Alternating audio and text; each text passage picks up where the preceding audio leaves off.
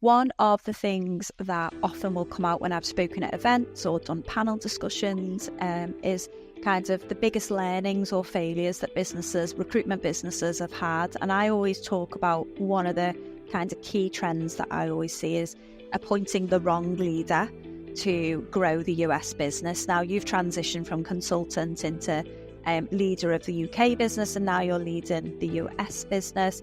How did you transition, and what have been your key learnings from that? I think the key thing is, we're in a recruitment business, so it's all about the people fundamentally and recruit well. And I think, in terms of the right leader, I'd had a lot of experience. I've been managing and leading teams for over 10 years. And I had a pretty good, sense of the right types of people for what the operation was going to be. And also, due being so early into the business, we were a startup, everyone with Finatal. I thought we were a telecommunications company every time we cold called. And I think, again, having that experience of going into a colder market and knowing what it takes and knowing the right type of personalities that are driven to do business development, that are resilient, is super important. So having that experience to fall back on was good.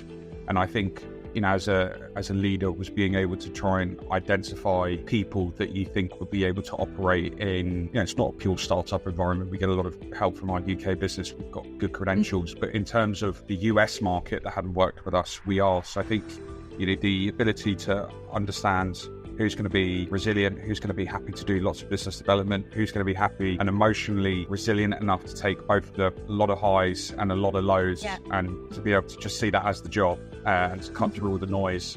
Again, to be able to see that, what it's like working in a small office. You're with the same people for 50 hours a week and in a pretty small space. So you need people that get along, you need people that are positive and add to the culture, and a bit of a good mix of blends of personalities as well. So I think having to identify all of those types of traits is important. And then there is quite a big administrative burden when you're setting it up, and having, going through the financial, the legal setup and looking at offices and all of this kind of work. Again, you need someone who is able to have some experience to fall back on, or is able to make good decisions pretty quickly. And also just the pace, right? Because I'm senior enough within the business, you don't have to get, can we do this or should we do that?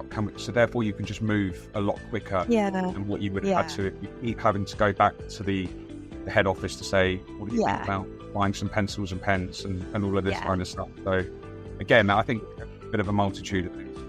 Definitely. That entrepreneurial agility is so important in the early days. The fact that you can make decisions, respond to feedback really quickly, and really shape that proposition and pricing, because until you're on the front line, you can't really do that. It's not tangible enough. So yeah, totally agree with that point.